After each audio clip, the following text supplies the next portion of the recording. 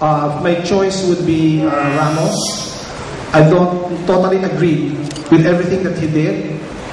I was in close consultation with him as co-chair of civil society in the Philippine Council for Sustainable Development. He had a quality of consulting people. He actually listened in terms of the advices of civil society. He truly tried to engage civil society in his work. We would have debates, but in the end, he also changed his position. I think the president of this country should really listen to the different identities, the different opinions in this very diverse archipelago, and have the power to bring in collective wisdom for the common good. Thank you. Thank you.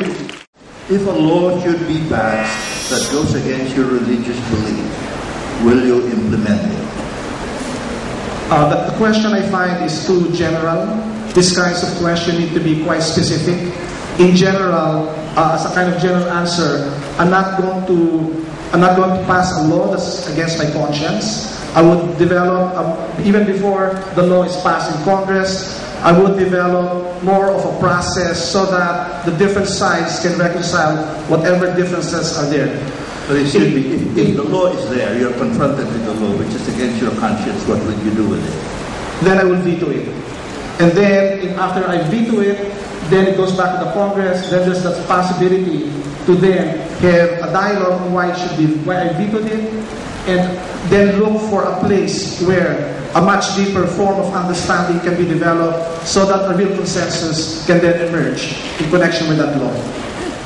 The rights of indigenous peoples and the right to environment. Would you have opposed a mining investment that will definitely bring roads, schools, hospitals, internet infrastructure to indigenous peoples, but which might cause some damage to the environment? This conflict is artificial. It's been created by both the process of development, aggression, and modernization. I know for a fact, due to my direct contact with indigenous peoples, that they consider environment and development as one whole. So therefore, we have to find a way to bring them into a process when we are truly wanting some development in the area. But suppose they actually vote. Suppose they actually vote because they face all the possible improvements for roads and schools and hospitals. Will you stand in their way? This has to be done in a way that respects their culture, that treats them as human beings. This has not been done properly in the past. So we have to look for a solution that respects their rights as well as their aspirations for development. I don't think there's a conflict.